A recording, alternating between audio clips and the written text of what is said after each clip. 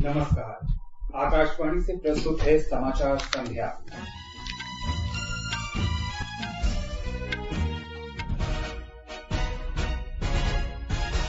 प्रधानमंत्री नरेंद्र मोदी ने कहा, देश भर में वैश्विक रूप से प्रतिस्पर्धात्मक आपूर्ति श्रृंखला तैयार करने के लिए ये निवेश बढ़ाने और कड़े फैसले लेने का समय। भारतीय आयुर्विज्ञान अनुसंधान परिषद ने दोहराया, देश में कोविड-19 की सामुदायिक संक्रमण की स्थिति नहीं। विदेश मंत्रालय के अनुसार सीमा क्षेत्रों में शांति और सौहार्द बनाए रखने और सीमा पर गतिरोध के शांतिपूर्ण समाधान के भारत और चीन के बीच सैन्य और राजनयिक प्रयास जारी। मानव संसाधन विकास मंत्री रमेश पोखरियाल निशंक ने उच्च शिक्षण संस्थानों के लिए भारत रैंकिंग 2020 जारी की।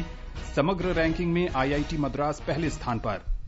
भारतीय रेलवे ने पश्चिमी क्षेत्र में पहली डबल स्टेक कंटेनर ट्रेन सफलतापूर्वक चलाकर नया विश्व रिकॉर्ड बनाया। और जम्मू कश्मीर में पाकिस्तान प्रायोजित नार्को टेरर मॉड्यूल का पर्दाफाश, लश्कर तैयबा के 3 आतंकवादी गिरफ्तार।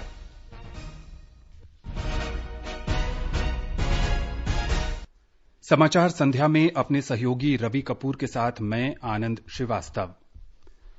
प्रधानमंत्री नरेंद्र मोदी ने कहा है कि कोविड के बाद की स्थितियों को देखते हुए देश अब नियंत्रण और निर्देश के दौर से निकलकर प्लग एंड प्ले यानी लगाओ और चलाओ के दौर में आ गया है। भारतीय वाणिज्य संघ के कोलकाता में आयोजित 95वें सालाना सत्र को आज वीडियो कॉन्फ्रेंस के जरिए संबोधन में उन्होंने सरकार की जन केंद्रित नीतियों का उल्लेख करते हुए कहा कि अब कड़े फैसले लेने का समय आ गया है ताकि देश में प्रतिस्पर्धात्मक और मजबूत घरेलू आपूर्ति श्रृंखला तैयार की जा सके। पीपल सेंट्रिक, पीपल ड्रिवन और प्लैनेट फ्रेंडली डेवलपमेंट की अप्रोच अब देश में गवर्नेंस का हिस्सा बन गई है। जो हमारे टेक्नोलॉजिकल इंटरवेंशंस है वो भी पीपल, प्लैनेट और प्रॉफिट के विचार के अनुकूल ही है। प्रधानमंत्री ने कहा कि देश कई मोर्चों पर चुनौतियों का सामना कर रहा है। आत्मनिर्भर भारत का उल्लेख करते हुए उन्होंने कहा कि देश इन चुनौतियों को अवसर में बदलने के लिए प्रतिबद्ध है। उन्होंने कहा कि आत्मनिर्भरता पिछले 6 वर्षों के दौरान सरकार की नीतियों के केंद्र में रही है। कोरोना का संकट पूरी दुनिया में बना हुआ है। पूरी दुनिया इससे लड़ रही है। कोरोना वॉरियर्स के साथ हमारा देश इस लड़ाई में जरा भी पीछे नहीं है। लेकिन इन सब के बीच हर देशवासी अब इस संकल्प से भी भरा हुआ है कि इस आपदा को अवसर में परिवर्तित करना है। इससे हमें देश का बहुत बड़ा टर्निंग पॉइंट भी बना रहा है। ये टर्निंग पॉइंट क्या है? आत्मनिर्भर भारत। आयात में कमी लाने की आवश्यकता का उल्लेख करते हुए प्रधानमंत्री ने कहा कि विभिन्न सुधारों के जरिए देश में उत्पादन को बढ़ावा दिया गया है।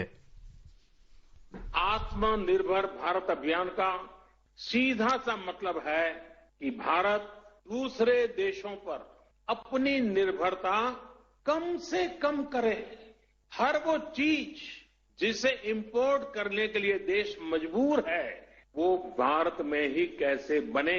भविष्य में उन्हीं प्रोडक्ट्स का भारत एक्सपोर्टर कैसे बने, इस दिशा में हमें और तेजी से काम करना है। अपने वोकल फॉर लोकल नारे का उल्लेख करते हुए प्रधानमंत्री ने कहा कि इससे बेहतर विकास का मार्ग प्रशस्त होगा। जीईएम ने पीपल को सरकार के साथ जुड़कर प्रॉफिट कमाने का एक अवसर दिया है। आप ये जानते ही हैं, जेम प्लेटफॉर्म पर छोटा हो या बड़ा, व्यक्तिगत रूप से काम करता हो या सेल्फ हेल्प ग्रुप चलाता हो, एमएसएमई हो या बड़ा व्यापारी हो, सीधे भारत सरकार को अपने गुड्स और अपनी सर्विसेज उपलब्ध करा सकते हैं और बड़ी ट्रांसपेरेंसी के साथ। कृषि उत्पादों और आवश्यक वस्तु अधिनियम में संशोधनों का उल्लेख करते हुए प्रधानमंत्री ने कहा कि इनसे किसानों को बेहतर बाजार उपलब्ध हो सकेगा। किसानों और रूरल इकोनॉमी के लिए जो निर्णय हाल में हुए हैं, उन्होंने एग्रीकल्चर इकोनॉमी को बरसों की गुलामी से मुक्त कर दिया है। सच्ची आजादी किसानों को मिली है। अब भारत के किसानों को अपने प्रोडक्ट, अपनी उपज देश में कहीं पर भी बेचने की आजादी मिल गई है। APMC act, essential commodities act, उसमें जो संशोधन किए गए हैं किसानों और इंडस्ट्री के बीच पार्टनरशिप का जो रास्ता खोला गया है, इन फैसलों ने किसान को एक प्रोड्यूसर के रूप में और उसकी उपज को एक प्रोडक्ट के रूप में पहचान दी है। प्रधानमंत्री ने कहा कि देश में बैंकिंग सेवाएं उन लोगों तक पहुंची हैं जिनके पास पहले ये नहीं थी। प्रधानमंत्री ने क्लस्टर आधारित बाजार के विकास से संबंधित फैसले का उल्लेख करते हुए कहा कि इससे स्थानीय उत्पादों को बेहतर बाजार मिल सकेगा। प्रधानमंत्री ने उत्पादन को बढ़ावा देने और एलईडी बल्बों की बिक्री का जिक्र करते हुए कहा कि इन बल्बों की बिक्री से जनता के 19,000 करोड़ रुपयों की बचत हुई है। उन्होंने कहा कि अंतर्देशीय जलमार्गों का विकास, प्लास्टिक के इस्तेमाल पर प्रतिबंध, नवीकरणीय ऊर्जा स्रोतों और डिजिटल भुगतान को बढ़ावा दिए जाने से अर्थव्यवस्था में सुधार आएगा, जिसका लाभ देश और समाज दोनों को मिलेगा। प्रधानमंत्री ने कहा कि देश के बाकी हिस्सों के साथ साथ पूर्वी और पूर्वोत्तर राज्यों में आर्थिक सुधारों का लाभ उठाने की असीम संभावनाएं हैं। उन्होंने उद्योग जगत से अनुरोध किया है कि वो आत्मनिर्भर भारत के निर्माण के उद्देश्य से उत्पादन क्षेत्र में और अधिक निवेश करें। केंद्रीय वित्त मंत्री निर्मला सीतारामन ने आज कहा कि सार्वजनिक क्षेत्र के बैंकों ने राज्यों और केंद्र शासित प्रदेशों को अब तक 12,200 करोड़ रुपए वितरित किए हैं। उन्होंने ये भी कहा कि 100% आपात ऋण गारंटी स्कीम के अंतर्गत इन बैंकों ने अब तक 24,260 करोड़ रुपए के ऋण को मंजूरी दी है। सबसे ज्यादा ऋण भारतीय स्टेट बैंक ने दिए हैं और उसके बाद कैनरा बैंक का स्थान है। भारतीय स्टेट बैंक ने 7,500 करोड़ रुपए और कैनरा बैंक ने 814 करोड़ रुपए के ऋण जारी किए हैं। सार्वजनिक क्षेत्र के बैंकों ने सबसे ज्यादा ऋण तमिलनाडु में दिए हैं और उसके बाद उत्तर प्रदेश का स्थान है। ये समाचार हमारी वेबसाइट newsonair.com/hindi और हमारे mobile app news on AIR पर भी उपलब्ध हैं।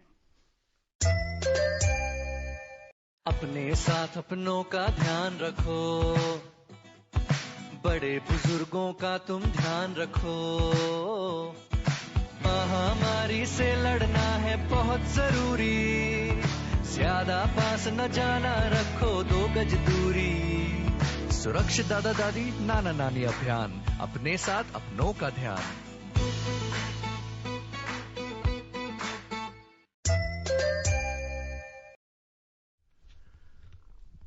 भारतीय आयुर्विज्ञान अनुसंधान परिषद आईसीएमआर ने जोर देकर कहा है कि भारत में कोविड-19 महामारी का सामुदायिक फैलाव नहीं हो रहा है। आज नई दिल्ली में मीडिया को जानकारी देते हुए आईसीएमआर के महानिदेशक डॉक्टर बलराम भार्गव ने कहा कि देश को निगरानी और रोकथाम संबंधी रणनीतियों को जारी रखना होगा। उन्होंने कहा कि भारत जितना बड़ा देश है, उसे देखते हुए महामारी का फैलाव काफी कम है। India is such a large country and the prevalence is so low. We have found that the prevalence is less than 1% in these small districts. In the urban areas it may be slightly higher, in the containment areas it may be slightly higher. But we are definitely, India is not in community transmission, and I would like to emphasize it is not in community transmission. Doctor Bhargav ने बताया कि भारत में प्रति लाख जनसंख्या के पीछे कोविड-19 रोगियों की संख्या दुनिया में सबसे कम है। इसी तरह प्रति लाख मृत्यु दर की दृष्टि से भी भारत दुनिया के सबसे कम मृत्यु वाले देशों में है। उन्होंने बताया कि कोरोना महामारी से स्वस्थ होने वाले रोगियों की दर बढ़कर 49.21% हो गई है। स्वास्थ्य मंत्रालय के प्रवक्ता ने बताया कि इस समय ठीक हुए रोगियों की संख्या इलाज करा रहे मरीजों की तुलना में अधिक है। हम देश में रिकवरी रेट में समय के साथ इजाफा पा रहे हैं। आज देश का रिकवरी रेट 49.21% है। इसके साथ ही एक बहुत ही पॉजिटिव न्यूज यह है कि नंबर ऑफ पेशेंट रिकवर्ड अब वह नंबर एक्सीड करता है नंबर ऑफ एक्टिव पेशेंट से। I would just like to highlight कि number of patient recovered exceeds the number of active patients. As on 11 June, हमारे देश में 1,41,028 इंडिविजुअल्स क्योर और रिकवर हो चुके हैं। इस अवसर पर आईसीएमआर द्वारा रक्त सीरम से संबंधित सर्वेक्षण सीरो सर्वे के परिणाम जारी किए गए, जिसके अनुसार देश के 83 चुने हुए जिलों में 0.73% आबादी में कोरोना वायरस संक्रमण का कारण किसी संक्रमित व्यक्ति के संपर्क में आना रहा है।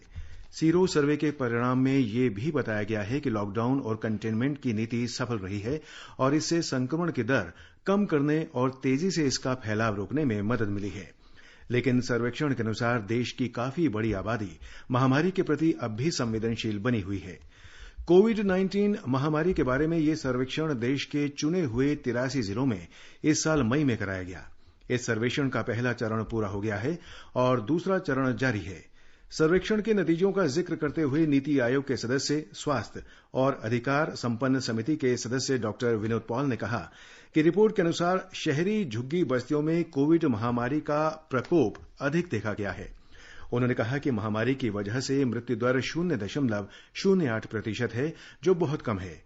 उन्होंने ये भी कहा कि ऐसी स्थिति में राज्यों को अपनी चौकसी में जरा भी ढील नहीं देनी चाहिए और निगरानी तथा रोकथाम की रणनीतियों पर अमल जारी रखना चाहिए।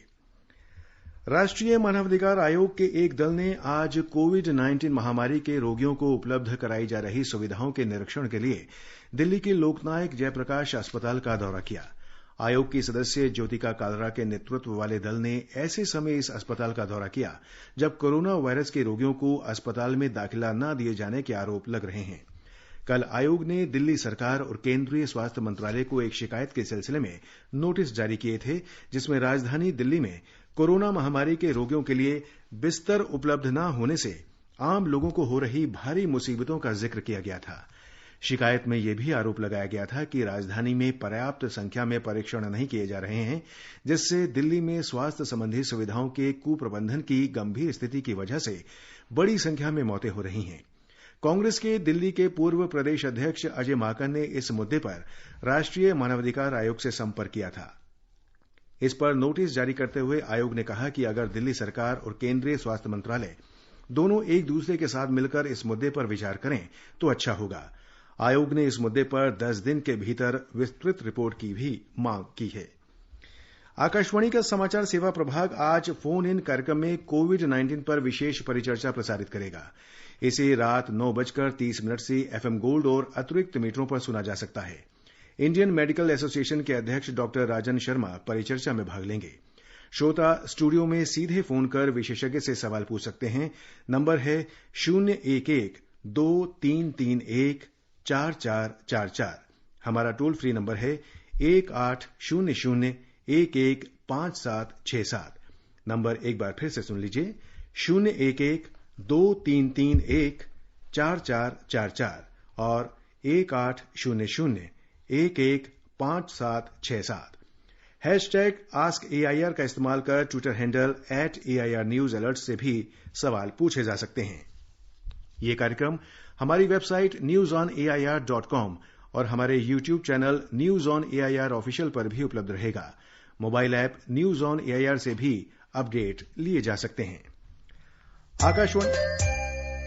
अरे बबलू, लॉकडाउन खुलते ही टहलने निकल पड़े। महामारी अभी फैली हुई है। सरपंच जी, टहलने नहीं, काम पे वापस जा रहे हैं। तुझे डर नहीं लगता वायरस पकड़ लेगा? पहले थोड़ा बहुत डर लगता था, फिर पता चला कि अगर मैंने पूरी सावधानी बरती तो ये बीमारी होने की संभावना कम है। सबसे महत्वपूर्ण है ये मास्क। काम पर मास्क हमेशा पहनूंगा, समय समय पर हाथ धोता रहूंगा और दूसरों से हर वक्त कम से कम 2 गज की दूरी बनाए रखूंगा। खुद को, दूसरों को और अपने परिवार वालों को भी सुरक्षित रखूंगा। अरे भाई, मेरी जिम्मेदारी बनती है तुझे चेतावनी देना, तो दे दिया। जब देश के मेडिकल और स्वच्छता कर्मचारी रोज कोरोना वायरस से लड़ने का काम कर रहे हैं तो हमारी भी तो जिम्मेदारी बनती है अपना काम करने की। बबलू, तुझे कुछ हो गया तो? हजारों लोग इस बीमारी को हराकर ठीक हो चुके हैं और अगर किसी कारण मुझे ये बीमारी हो भी जाए तो सरकार ने अस्पताल में हमारे इलाज के लिए पर्याप्त व्यवस्था कर रखी है। ये घबराने का वक्त नहीं, एक दूसरे का हौसला बढ़ाने का वक्त है। कोरोना वायरस से हमें लड़ाई जारी रखनी पड़ेगी और उससे डर कर नहीं, पूरी सावधानी के साथ डट कर चलिए। रुकी जिंदगी को आगे बढ़ाएं, देश को आत्मनिर्भर बनाएं। जय हिंद। आकाशवाणी का समाचार सेवा प्रभाग विशेषज्ञ की राय श्रृंखला में कोविड-19 के बारे में चिकित्सा विशेषज्ञों की राय प्रसारित करेगा।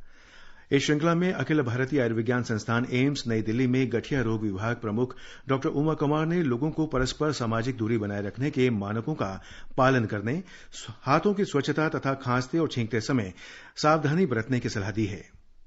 इस वायरस का क्योंकि कोई ट्रीटमेंट अवेलेबल नहीं है, इसलिए जो बिहेवियरल थेरेपी है लाइक हैंड हाइजीन, हाथों का बार बार धोना सोप वाटर से 20 सेकंड तक, या फिर हैंड सैनिटाइजर यूज करना, सोशल या फिजिकल डिस्टेंसिंग मेंटेन करना, कॉफ एटिकेट्स, खांसने छींकने का एक प्रॉपर तरीका जो है वो समझना और उसको फॉलो करना।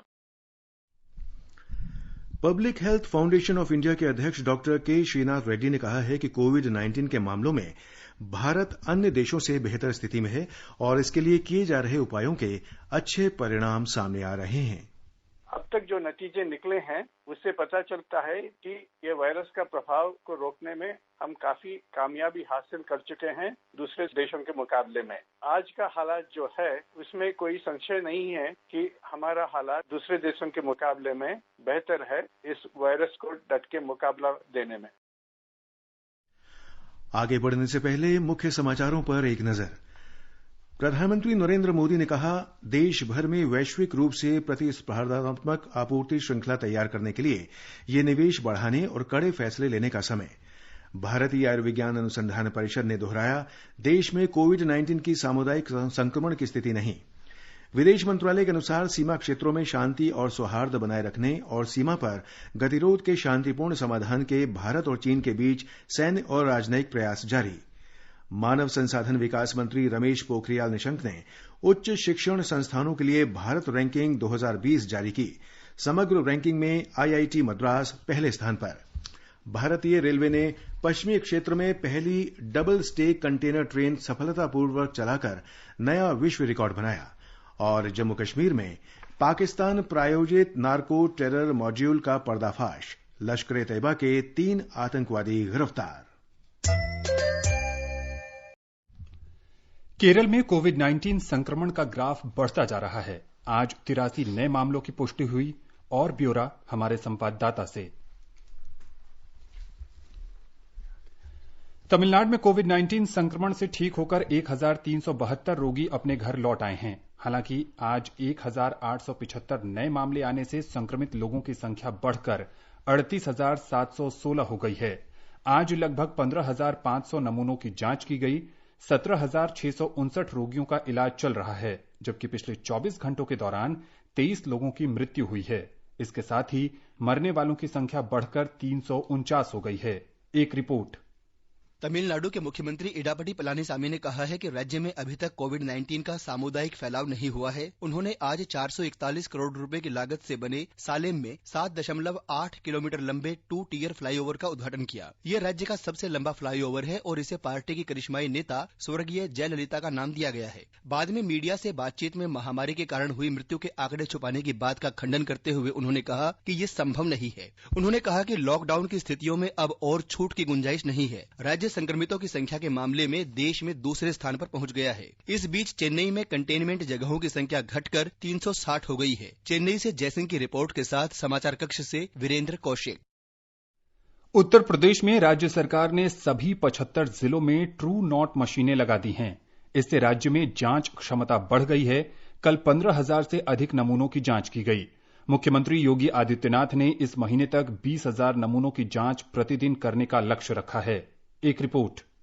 राज्य के हर जिले में लग चुकी ट्रू नेट मशीनों से कोविड-19 के मरीजों की जांच के नतीजे जल्दी मिल सकेंगे। इसके साथ ही इससे एएनसी, प्री सर्जिकल और सीवियर एक्यूट रेस्पिरेटरी इन्फेक्शंस सारी के मामलों की कोविड जांच सभी जिलों में हो पाना संभव हो पाएगा। इस बीच 24 मौतों के साथ ही राज्य में कोरोना वायरस से मरने वालों की संख्या 345 पहुंच गई है और पिछले 24 घंटे में 480 नए संक्रमण के मामले सामने आए हैं, जिससे राज्य में मरीजों की कुल संख्या 12,088 हो गई है। राज्य में कोविड संक्रमण की शुरुआत से लेकर अब तक की एक दिन में सबसे ज्यादा 24 मौतें कल दर्ज की गईं। प्रमुख सचिव स्वास्थ्य अमित मोहन प्रसाद ने कहा कि राज्य में कल 15,079 कोविड जांचें की गईं, जो अब तक की सर्वाधिक संख्या है। सुशील चंद्र तिवारी, आकाशवाणी समाचार, लखनऊ।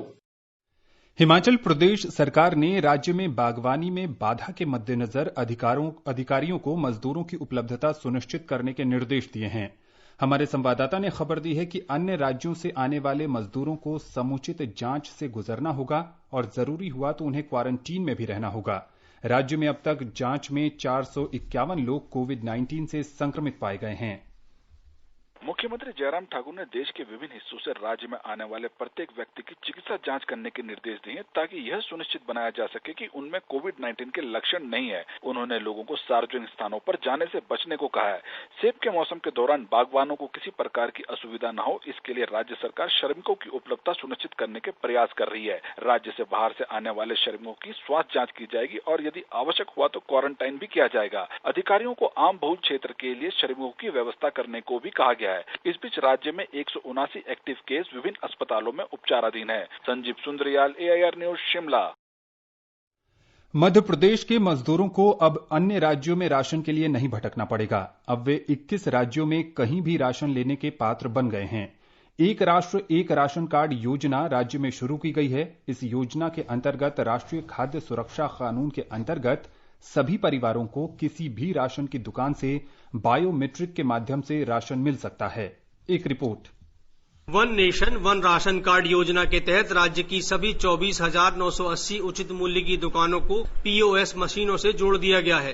राज्य में कार्ड पोर्टेबिलिटी के माध्यम से लाभार्थियों के बीच राशन का वितरण भी शुरू हो गया है। मध्य प्रदेश के पात्र परिवारों को अब आंध्र प्रदेश, बिहार, गुजरात, केरल, महाराष्ट्र, त्रिपुरा और सिक्किम सहित 21 राज्यों में राशन मिल सकेगा। इसी तरह इन राज्यों के लाभार्थी भी मध्य प्रदेश की राशन दुकानों से राशन प्राप्त करने के हकदार होंगे। इस योजना में पात्र परिवारों को 2 रुपए और 3 रुपए प्रति किलो की दर से गेहूं और चावल मिलेगा। मुख्यमंत्री शिवराज सिंह चौहान ने कहा कि प्रधानमंत्री नरेंद्र मोदी द्वारा शुरू की गई one nation one ration card योजना प्रवासी मजदूरों के लिए बेहद फायदेमंद साबित होगी। इस योजना से अन्य राज्यों में काम कर रहे प्रदेश के प्रवासी मजदूरों को आसानी से राशन प्राप्त करने में मदद मिलेगी। संजीव शर्मा, आकाशवाणी समाचार, भोपाल। विदेश मंत्रालय ने आज कहा कि भारत और चीन अपने सीमावर्ती इलाकों में अमन चैन बनाए रखने और सीमा विवाद को शांतिपूर्ण तरीके से जल्द सुलझाने के लिए सैन्य तथा राजनयिक माध्यमों के संपर्क बनाए हुए हैं। भारत चीन सीमा मुद्दे पर प्रश्नों का उत्तर देते हुए विदेश मंत्रालय के प्रवक्ता अनुराग श्रीवास्तव ने कहा कि भारत और चीन द्विपक्षीय संबंधों के विकास के लिए ऐसा करना जरूरी है। अनुराग श्रीवास्तव ने कहा कि इस महीने की 6 तारीख को चुशूल मोल्दो क्षेत्र में दोनों देशों के कोर कमांडरों की बैठक हुई। ये बैठक भारत चीन सीमा पर उत्पन्न स्थिति से निपटने के लिए राजनयिक और सैन्य संपर्क के सिलसिले में थी। उन्होंने कहा कि बैठक में यह सहमति बनी कि स्थिति का जल्द से जल्द समाधान खोजना दोनों देशों के शीर्ष नेताओं के मार्गदर्शन के अनुरूप था। नेपाल के बारे में अनुराग श्रीवास्तव ने कहा कि भारत नेपाल के साथ अपने सांस्कृतिक और मित्रतापूर्ण संबंधों को बड़ा महत्व देता है। हाल के वर्षों में दोनों देशों के बीच बहुआयामी द्विपक्षीय साझेदारी का विस्तार हुआ है और इसमें विविधता आई है। नेपाल के विभिन्न परियोजनाओं में भारत की मानवीय और विकास संबंधी सहायता भी बढ़ी है। उन्होंने कहा कि क्षेत्र में कोविड-19 से निपटने के लिए साझा रणनीति तैयार करने की प्रधानमंत्री की पहल के अनुसार भारत अपने पड़ोसी देशों के साथ संपर्क बनाए हुए है। उन्होंने बताया कि भारत ने पैरासिटामोल और हाइड्रोक्सी क्लोरोक्वीन जैसी दवाओं, टेस्ट किट्स और अन्य चिकित्सा सामग्री सहित करीब 25 टन चिकित्सा सहायता नेपाल भेजी है। उन्होंने बताया कि भारत सरकार ने यह भी सुनिश्चित किया है कि नेपाल और भारत में लॉकडाउन के बावजूद आवश्यक वस्तुओं का व्यापार और आपूर्ति निर्बाध रूप से चलती रहे। भारत ने मानवीय आधार पर विदेशों में फंसे नेपाली नागरिकों की स्वदेश वापसी में भी मदद की है। ऑपरेशन समुद्र सेतु के अंतर्गत ईरान से 233 प्रवासी भारतीयों को लेकर नौसेना का जहाज INS शार्दुल आज दोपहर बाद पोरबंदर तट पर पहुंचा। हमारे संवाददाता ने खबर दी है कि ईरान से स्वदेश लौटे प्रवासियों में ज्यादातर गुजरात के वलसाड जिले के मछुआरे हैं। कोविड-19 महामारी को ध्यान में रखते हुए इन लोगों को पोरबंदर पहुंचने के बाद राज्य के अधिकारियों की देखरेख में भेज दिया गया। INS शार्दुल सोमवार शाम को ईरान में बंदर अब्बास बंदरगाह से भारत के लिए रवाना हुआ था। एक रिपोर्ट। कोविड-19 के मद्देनजर पोरबंदर बंदरगाह पर पहुंचने के तुरंत बाद सभी प्रवासियों की जांच की गई और उनके सामान को जिला स्वास्थ्य टीमों द्वारा सैनिटाइज कर दिया गया। सभी यात्रियों को ICE किट दिए गए, जिनमें 7 मास्क और सैनिटाइजर शामिल है। इन सभी को 7 दिनों के लिए संस्थागत संगरोध सुविधा में लाया गया। 233 यात्रियों में ज्यादातर वलसाड जिले के मछुआरे थे, जिन्होंने सुरक्षित वापस लौटाने के लिए भारत सरकार के प्रति आभार व्यक्त किया। अपर्णा खुंग, आकाशवाणी समाचार, अहमदाबाद। मानव संसाधन विकास मंत्री रमेश पोखरियाल निशंक ने आज नई दिल्ली में उच्च शिक्षण संस्थानों की भारत रैंकिंग 2020 जारी की। समग्र रैंकिंग और इंजीनियरिंग में IIT मद्रास ने पहला स्थान बरकरार रखा है। विश्वविद्यालय में Indian institute of science Bengaluru, प्रबंधन श्रेणी में Indian institute of management Ahmedabad सर्वोच्च स्थान पर है। अखिल भारतीय आयुर्विज्ञान संस्थान दिल्ली मेडिकल श्रेणी में लगातार तीसरे साल सर्वोच्च बना हुआ है। कॉलेजों में मिरांडा कॉलेज लगातार तीसरी बार प्रथम स्थान पर है। दंत चिकित्सा के क्षेत्र में Maulana Azad institute of dental college पहले स्थान पर है। दंत चिकित्सा संस्थानों को पहली बार भारत रैंकिंग 2020 में शामिल किया गया है। इस अवसर पर आयोजित समारोह में मानव संसाधन विकास मंत्री रमेश पोखरियाल निशंक ने कहा कि इस रैंकिंग से विश्वविद्यालयों को विभिन्न मानकों पर सुधार करने का अवसर मिलेगा और शोध के क्षेत्र में कमियों की पहचान और उसे सुधारने में मदद मिलेगी। उन्होंने कहा कि इस रैंकिंग से देश में विश्वविद्यालयों के बीच बेहतर प्रदर्शन करने की स्पर्धा होगी और वे अंतर्राष्ट्रीय स्तर पर रैंकिंग प्राप्त करने का प्रयास करेंगे। भारतीय रेलवे ने पश्चिम रेलवे के विद्युतीकरण क्षेत्रों में ओवरहेड इक्विपमेंट वाली पहली high rise double stack container सेवा को सफलतापूर्वक चलाकर विश्व में नया कीर्तिमान स्थापित किया है। पूरे विश्व में ये अपनी तरह की पहली उपलब्धि है, जिससे ग्रीन इंडिया जैसे महत्वाकांक्षी अभियान को बढ़ावा मिलेगा। रेल मंत्रालय ने कहा है कि इस महत्वपूर्ण उपलब्धि के साथ railway high rise overhead equipment territory में हाई रीच पेंटोग्राफ सुविधा के साथ डबल स्टैक कंटेनर रेलगाड़ी चलाने वाली विश्व की पहली रेलवे बन गई है। गुजरात के पालमपुर और बोटाड रेलवे स्टेशन से 10 जून को इसका सफल संचालन किया गया। रेलवे ने इस वर्ष 1 अप्रैल से 10 जून तक 17 करोड़ 80 लाख टन वस्तुओं की ढुलाई की। लॉकडाउन के दौरान 32 लाख से ज्यादा वैगनों के जरिए आपूर्ति जारी रखी गई। इनमें से 18 लाख वैगनों में देश भर में कोयला और उर्वरक, पेट्रोलियम पदार्थ, फल और सब्जियां, प्याज, खाद्य तेल, दूध, चीनी, नमक और अनाज जैसी आवश्यक वस्तुओं की ढुलाई की गई। केंद्र शासित प्रदेश जम्मू कश्मीर पुलिस ने एक खुफिया सूचना के आधार पर आज उत्तर कश्मीर के कुपवाड़ा जिले के हंदवाड़ा इलाके से लश्कर तैयबा के आतंकवादियों के 3 सहयोगियों को गिरफ्तार कर पाकिस्तान प्रायोजित नार्को टेरर मॉड्यूल का पर्दाफाश किया है। गिरफ्तार किए गए लोगों की पहचान अब्दुल मोइन पीर, इस्लामुल हक पीर, सैयद इफ्तिखार इंद्राबी के रूप में की गई है, जो हंदवाड़ा के निवासी हैं। और अब एक नजर कल के मौसम पर। राष्ट्रीय राजधानी दिल्ली में अधिकतम तापमान 40 डिग्री और न्यूनतम 28 डिग्री सेल्सियस रहने की संभावना है। आसमान में आमतौर पर बादल छाए रहेंगे और बारिश या बौछारें भी पड़ सकती हैं। श्रीनगर में भी आंशिक तौर पर बादल छाए रहेंगे। कुछ स्थानों पर वर्षा होने, गरज के साथ बौछारें पड़ने या धूल भरी आंधी चलने की भी संभावना है। यहां अधिकतम तापमान 29 और न्यूनतम 14 डिग्री सेल्सियस रहने की उम्मीद है। गिलगित में आंशिक रूप से बादल छाए रहेंगे और गरज के साथ छींटे पड़ने या धूल भरी आंधी आने की संभावना है। यहां का तापमान 17 से 35 डिग्री सेल्सियस के बीच रहने का अनुमान है। उधर मुजफ्फराबाद में भी आंशिक रूप से बादल छाए रहेंगे और वर्षा होने, गरज के साथ छींटे पड़ने या धूल भरी आंधी आने की संभावना है। न्यूनतम तापमान 17 डिग्री और अधिकतम 34 डिग्री सेल्सियस रहने की संभावना है। आकाशवाणी का समाचार सेवा प्रभाग अपने विशेष फोन इन कार्यक्रम में आज कोविड-19 पर हिंदी और अंग्रेजी में विशेष परिचर्चा प्रसारित करेगा। इसमें इंडियन मेडिकल एसोसिएशन के राष्ट्रीय अध्यक्ष डॉक्टर रंजन शर्मा हिस्सा लेंगे। इसे एफएम गोल्ड चैनल और अतिरिक्त मीटरों पर रात 9:30 बजे से सुना जा सकता है। भारतीय मौसम विभाग ने कहा है कि दक्षिण पश्चिम मानसून महाराष्ट्र पहुंच गया है। मुंबई स्थित मौसम विभाग के उप महानिदेशक के.एस. होसालीकर ने कहा कि ये शोलापुर में हरनेई, तेलंगाना में रामागुंडम और छत्तीसगढ़ में जगदलपुर से गुजर रहा है। महाराष्ट्र के तटीय इलाकों में भारी वर्षा हो रही है। मौसम विभाग ने कहा है कि स्थिति अनुकूल है और अगले 48 घंटों में महाराष्ट्र के कई इलाकों में वर्षा हो सकती है। अंत में मुख्य समाचार एक बार फिर। प्रधानमंत्री नरेंद्र मोदी ने कहा, देश भर में वैश्विक रूप से प्रतिस्पर्धात्मक आपूर्ति श्रृंखला तैयार करने के लिए ये निवेश बढ़ाने और कड़े फैसले लेने का समय। भारतीय आयुर्विज्ञान अनुसंधान परिषद ने दोहराया, देश में कोविड-19 की सामुदायिक संक्रमण की स्थिति नहीं। विदेश मंत्रालय के अनुसार सीमा क्षेत्रों में शांति और सौहार्द बनाए रखने और सीमा पर गतिरोध के शांतिपूर्ण समाधान के भारत और चीन के बीच सैन्य और राजनयिक प्रयास जारी। मानव संसाधन विकास मंत्री रमेश पोखरियाल निशंक ने उच्च शिक्षण संस्थानों के लिए भारत रैंकिंग 2020 जारी की। समग्र रैंकिंग में आईआईटी मद्रास पहले स्थान पर। भारतीय रेलवे ने पश्चिमी क्षेत्र में पहली डबल स्टेक कंटेनर ट्रेन सफलतापूर्वक चलाकर नया विश्व रिकॉर्ड बनाया और जम्मू कश्मीर में पाकिस्तान प्रायोजित नार्को टेरर मॉड्यूल का पर्दाफाश, लश्कर-ए-तैयबा के 3 आतंकवादी गिरफ्तार। इसके साथ ही समाचार संध्या का ये अंक समाप्त हुआ। नमस्कार।